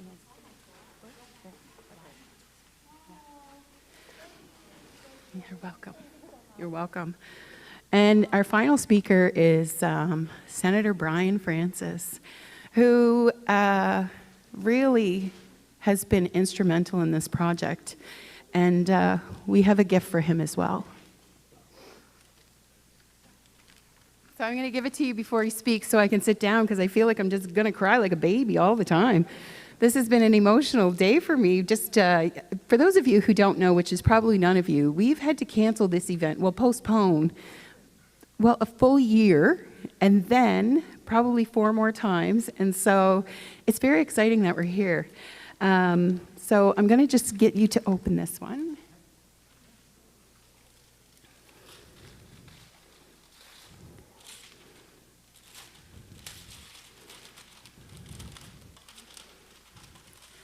And this one says respect. And it is with the utmost respect that we thank you for bringing the vision of the Ice Walk to us and helping us to create this reality.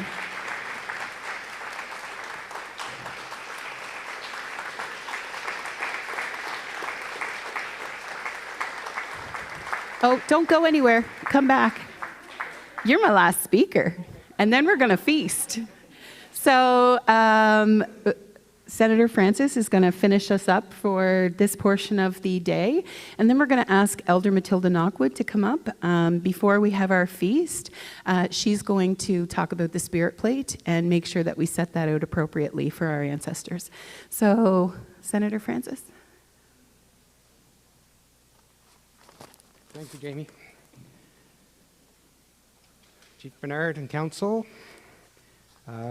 distinguished guests, community members, elders, special thank you to Elder Matilda for guiding us through the ice walk today. That was very powerful, so we thank you for that.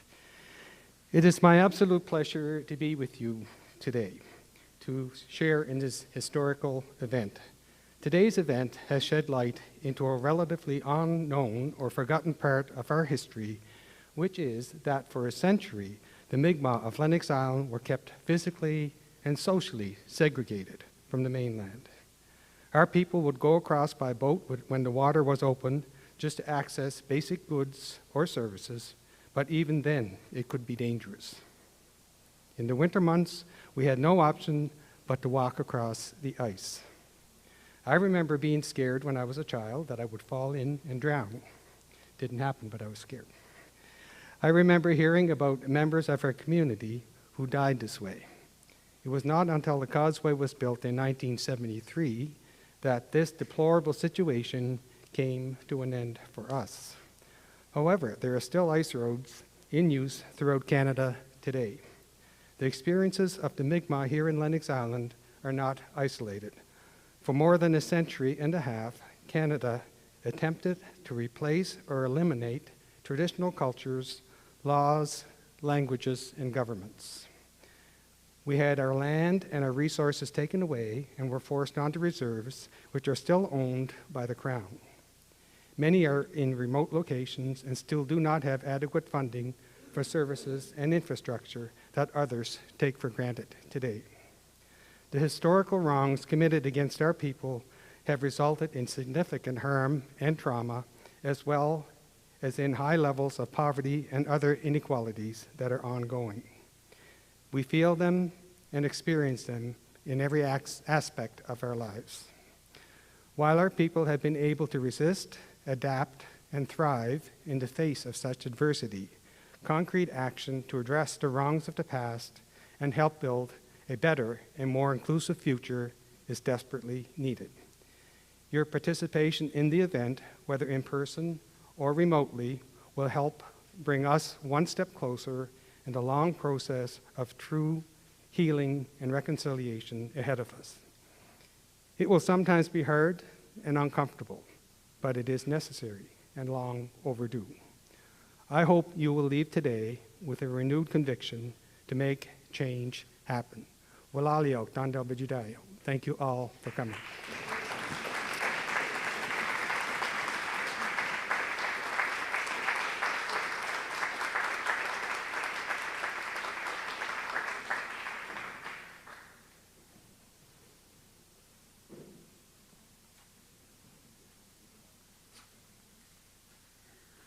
So it's also been my experience that you have to maneuver around all of these camera people because they seem to be all over the place. So we're going to ask Elder Matilda if she could come forward just to talk about the feast and the spirit plate. And what I wanted to let everyone know is my teachings have been that the more important the event, the bigger the feast would be. So we ask for you to all stay with us as we move into the feast portion of the day. I know some people probably have prior commitments and we are a little bit behind, but if you can stay with us, we would really appreciate that so we can feast together in celebration. And I just want to say thank you all so much for being here and everything that you've done to make this happen. And it has been an absolutely, it's been a little bit terrifying. Just in terms of, realizing the tragedy that has become so normalized in our community. But it's also been an extremely, extremely humbling experience and event. And so thank you all for being here. And we really appreciate it. And Walalio. Okay. I just want to say while Jamie is still here, that there's a lot of people behind the scenes that do so much. And Jamie is one of them. I mean, she has done so much for our communities and different events and had done such wonderful jobs every time. You. Thank you. Thank you. Give her a round of applause. Yes, I will.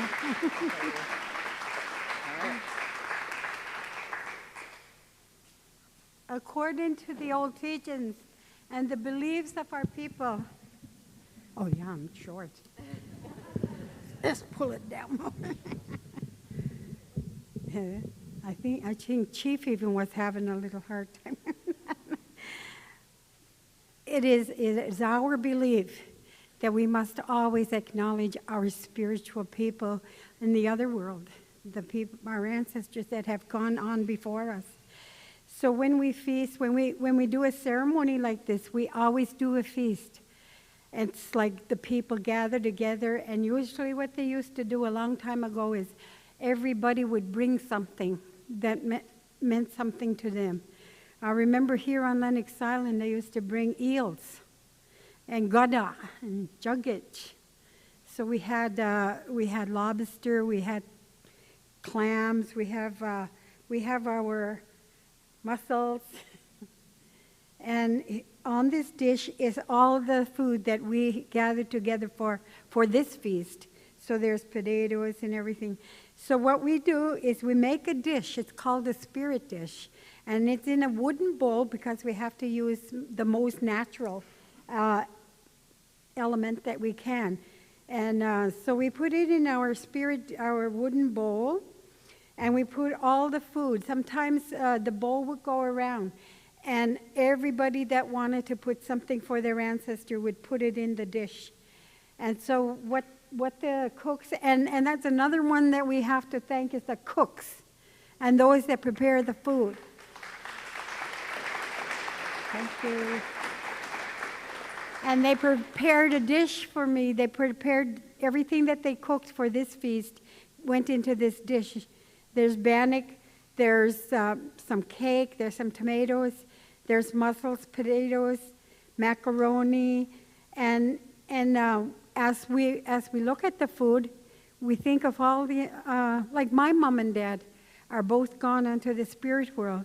Wouldn't they love this feast? And that's what we do. We put what they would love in the spirit dish, and we offer it. And what we do is we take it out. Mary Beth, my helper, where are you, Mary Beth? You were so good. Thank you for helping me. And she's going to take it out to the sacred fire, and she's going to place it. And what we do is we place it on the ground. And when we put tobacco over top, all the animals know that this is a spirit dish and won't touch it. And if they do, then they were sent to take it.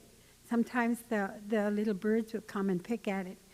And they can't eat, and they're spirits, and sometimes they don't know they're spirits. So we always acknowledge them. And sometimes you hear a knock on your door, and you open it, and there's nobody there. It's probably a spirit visiting us, you know? And we know this, eh? Megamoks know this. We acknowledge those spirits. And in order to make them feel comfortable and to let them know we never forgot them, we put the food together in a bowl, and then we offer it out to Mother Nature.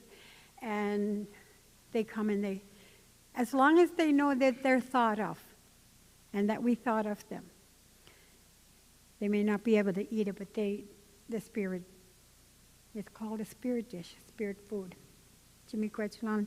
And I was going to say, you know, we have our fishermen and our fisherwomen who go out and they get food for us.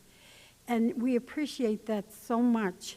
It's called food fish, and we Native people, that is our right to have our food provided for us, whether it's moose, which we love so much, and deer, and the food that's in the water.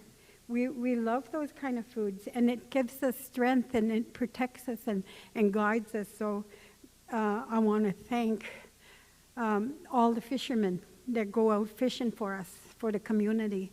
and feed us. And for the farmers and for the people who have gardens, and we have our food given to us that way too. And I really appreciate as an elder, I get that received to me and delivered to my house. And we appreciate that, don't we, Jimmy? Okay, Jimmy Gorchwalal in Saamau Dandeli in the Muxi Gula Mijipchawe, Dandeli in the Muxi Bana Dimk, Dan Wijidayag, Dan Majidayag, Dan Dead Amudiag, Dan Eluguin, Kisna Mitagolok, Nogama, Taho, Jimmy Gorchwalal now and Akumik. Miss Chicho. That's BC native.